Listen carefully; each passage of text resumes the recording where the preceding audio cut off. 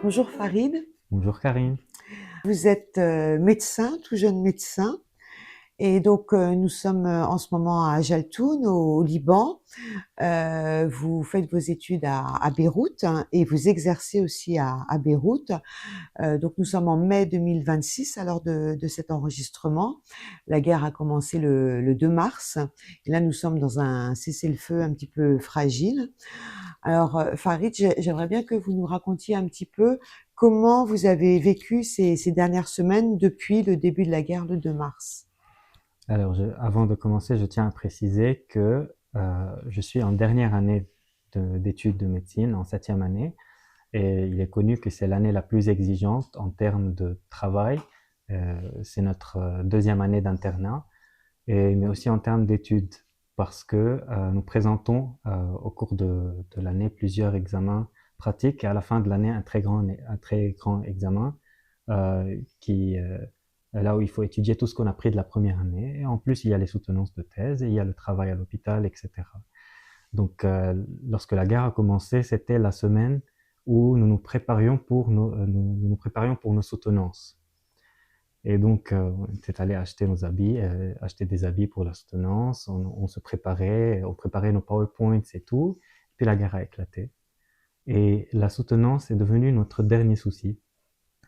Euh, il y a des amis à moi que j'ai directement contactés, qui ont été obligés de se déplacer euh, du sud. Et puis après, j'ai eu des amis qui ont été obligés de se déplacer à Beyrouth parce qu'il y a eu plusieurs bombardements à Beyrouth.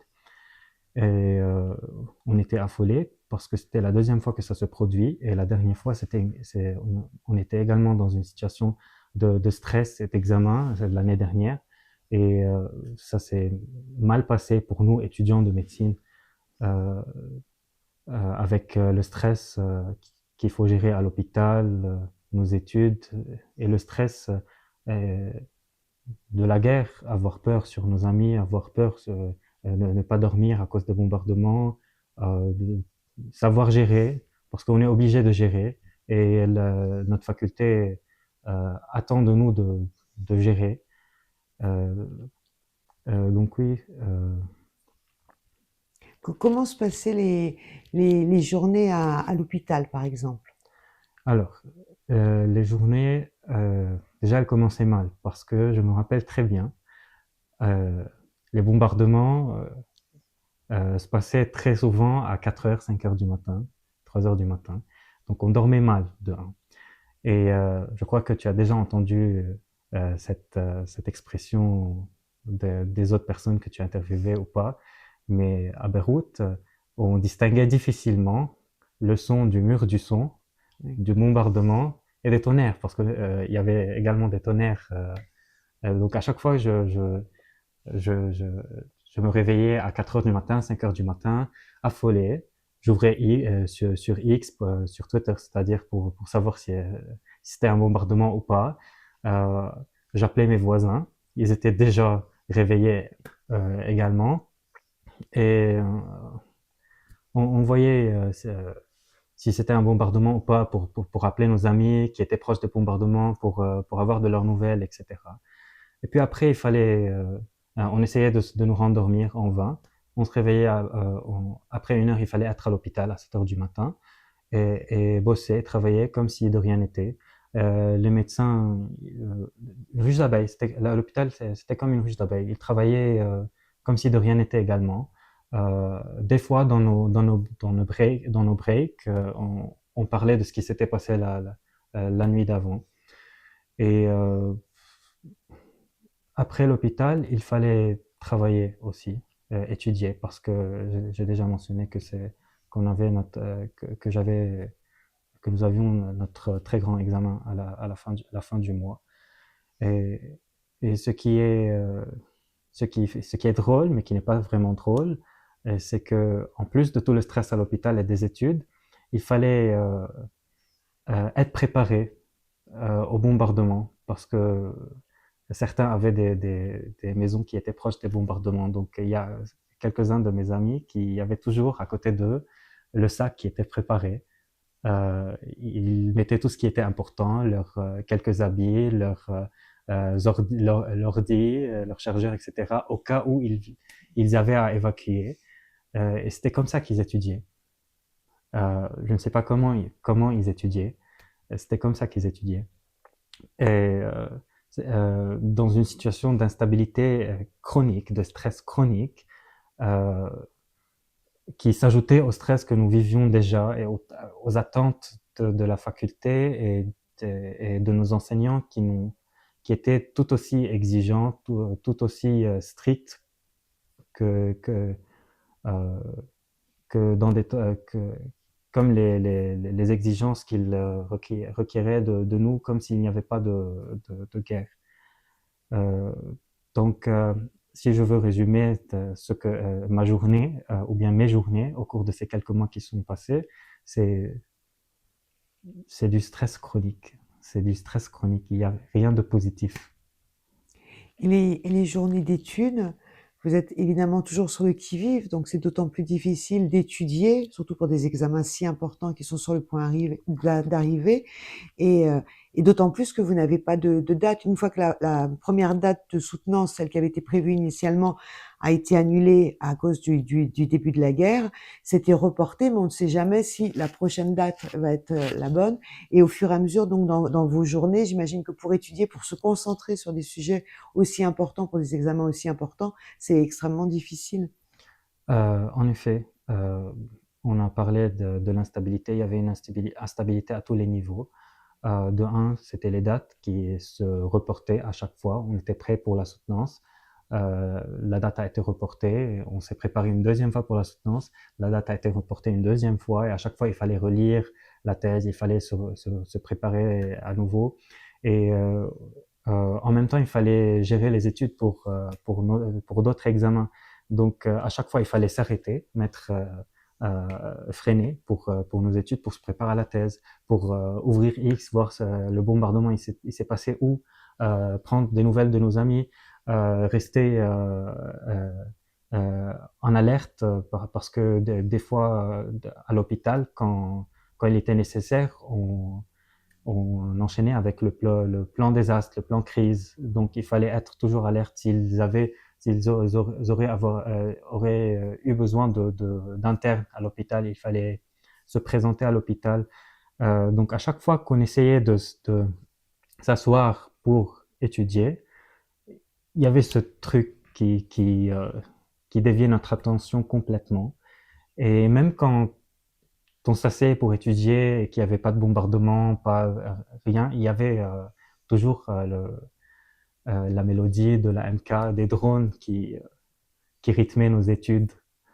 Mais c'était le moins de nos soucis, le moins de nos soucis parce qu'on s'était déjà habitué au son des drones de- depuis la guerre passée. C'était rien de nouveau. Oui. Et en fait, donc vous avez commencé, là vous êtes en septième année, donc vous avez commencé vos études donc il y a 7 ans. Et comment se sont déroulées vos études au fil justement des tourments qu'ont pu rencontrer le Liban depuis toutes ces années? Alors, c'est drôle parce que j'ai pensé à ça après la fin de cette guerre, la fin transitoire peut-être de cette guerre. Je me suis rappelé les années d'études quand j'ai commencé il y a 7 ans et, et je me suis dit, wow, à chaque année, il y avait un événement qui s'était produit et on n'y pense pas lorsqu'on est au beau milieu de la crise, n'importe quelle crise, on n'y pense pas, mais a posteriori, on se dit, mais qu'est-ce qu'on a vécu? La première année de médecine, c'était en 2019. Il y a eu plusieurs événements au Liban. Il y a eu les incendies qui ont pris tout le Liban, et puis après, il y a la révolution qui s'est déclenchée, euh, et puis la crise économique. Une année plus tard, il y a eu le Covid. Euh, Avec la quarantaine, on est resté pendant une année à la maison en train d'étudier derrière nos écrans. Puis après la Covid, il y a eu des crises économiques qui ont ravagé le pays. Puis après, en août 2020, il y a eu l'explosion du port de Beyrouth. Euh, Quelques années plus tard, il y a eu la première guerre qui a duré quelques mois d'octobre en décembre entre l'Israël et le Hezbollah qui a pris et également tout le pays, qui a déstabilisé le pays. Il y a eu les déplacés. À un certain moment, j'ai même accueilli des déplacés à la maison. Euh, et puis, en même temps, il y avait nos examens de sixième année à préparer. Et il y avait un tas de personnes à la maison. Je ne sais pas comment j'ai préparé pour mes examens. Et je me suis préparé pour mes examens. Et puis, une année plus tard, cette année, il y a eu la guerre de nouveau. Euh, donc, il n'y a pas eu un moment de calme au cours de ces 7 années de médecine, alors que je pense que je devais consacrer toutes ces années pour mon stage et pour mes études. Je ne l'ai fait qu'en partie parce que à chaque fois il y a eu quelque chose qui a déstabilisé euh, ce petit environnement que la faculté a essayé de nous créer. Mais cette épreuve nous a appris à gérer parce que on regarde les médecins, qui sont nos enseignants, on voit comment ils gèrent entre leur famille, euh, leur métier, et la crise. Et non seulement ils ont ça à faire, mais ils sont en train aussi de travailler pour nous, pour les étudiants, de gérer les cours en ligne quand on est resté à la maison, de parler aux déplacés, aux étudiants qui ont été déplacés, de leur aider à trouver un logement. Donc les médecins ont dû nous accompagner également. Euh, on a appris à gérer notre temps comme eux.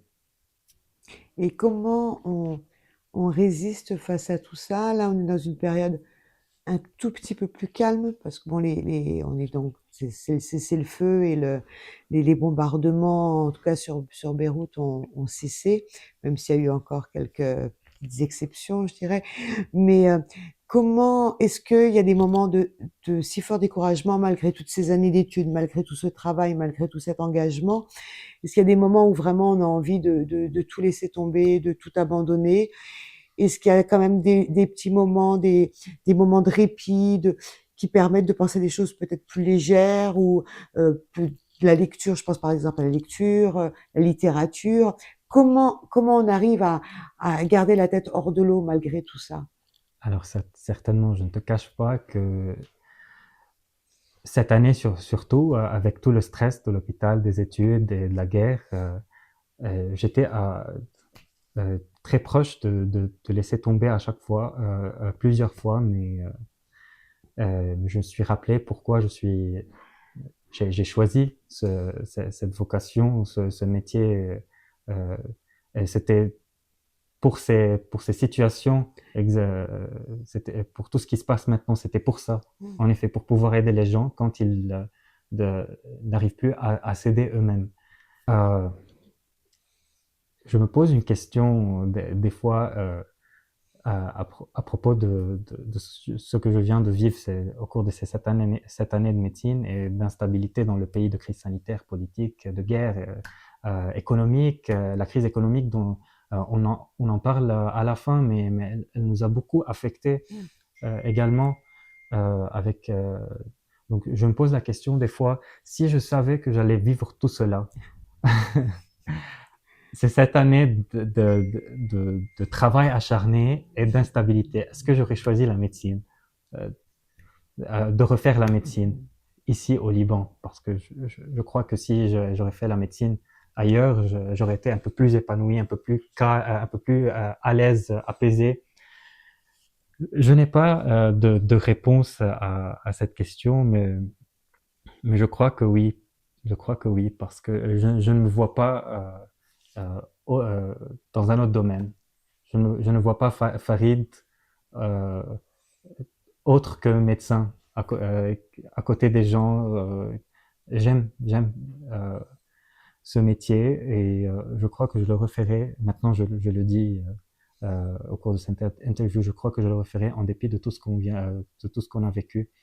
Euh, Parce que quand on regarde, quand on regarde autour de nous et qu'on voit la misère, les douleurs, les souffrances des gens, euh, on ne peut pas se, se, on se dit automatiquement qu'on veut les aider.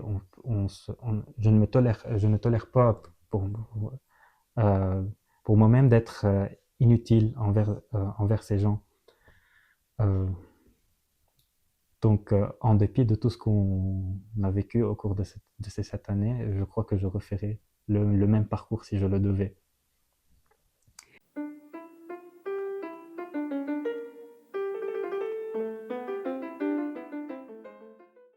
Quel est ton idéal de bonheur terrestre? Mon idéal de bonheur terrestre. Pour l'homme ou bien pour moi? Pour Pour toi. moi. Alors, c'est une vie simple. Je veux une vie simple. Je veux une vie à côté de mes parents, à côté de ceux que j'aime. Je veux me réveiller le matin, boire cette tasse de café, lire dans mon bouquin préféré, partir à l'hôpital, faire le plus beau métier du monde, parce que je crois que la médecine, c'est le plus beau métier du monde, rencontrer des patients, écouter aux patients et parler avec les patients, leur parler de la vie, de mes lectures et revenir à la maison et lire encore plus. Le, voilà, je veux une vie simple. Quel est ton remède contre la tristesse? Alors, euh, la prière avant tout, surtout cette année, je crois que c'est l'année où j'ai prié le plus. Euh, mais, mais aussi, mon remède, c'est quand je m'évade dans les livres et dans l'écriture. Pour quelle faute as-tu le plus d'indulgence? Ce sont les fautes sans mauvaise intention. Les fautes qu'on ne commet pas par mauvaise intention. Euh, on est tous humains. Moi, je commets des fautes peut-être plus que vous, mais j'ai jamais, je n'ai pas de mauvaise intention envers les gens. Donc, évidemment, je ne vais pas porter de la haine pour ces gens. Quels sont tes héros dans la vie réelle? C'est une question qu'on m'a posée au bac. Ah oui? Oui, et je vais répondre par la même réponse, même si c'est une réponse. Je crois que que tu as ressenti que toutes mes réponses sont des réponses euh, basiques, mais c'est vrai. Je te dis ce qui est vrai. Mon héros dans la vie quotidienne, c'est ma mère. Tu vas rire, mais c'est ma mère parce que c'est une et mon père évidemment. Mais pourquoi j'ai dit ma mère? Parce que j'ai répondu au bac ma mère. Mais c'est les deux, ma mère et mon père, parce que ce sont des gens formidables qui se sont créés eux-mêmes à partir de rien. Il n'y avait rien. Ils ont fait une famille, ils ont fait une maison, ils m'ont mis dans les écoles, dans les universités les plus prestigieuses. Ils se sont sacrifiés pour moi. Et je crois que ce don que j'ai de sacrifier un peu pour les gens, vu que que je suis médecin, euh, je l'ai d'eux, je l'ai hérité d'eux. Je sacrifie sans attendre en retour. Je crois que toutes les bonnes qualités chrétiennes que j'ai, je n'ai pas toutes les bonnes qualités, je parle de quelques qualités chrétiennes que j'ai, toutes les qualités que j'ai, je les ai d'eux. C'est, c'est ça. C'est pourquoi ils sont mes héros. Ils me rapprochent de, du Christ. C'est à travers eux que je me rapproche du Christ. Voilà. Merci beaucoup, Farid. Merci pour toi.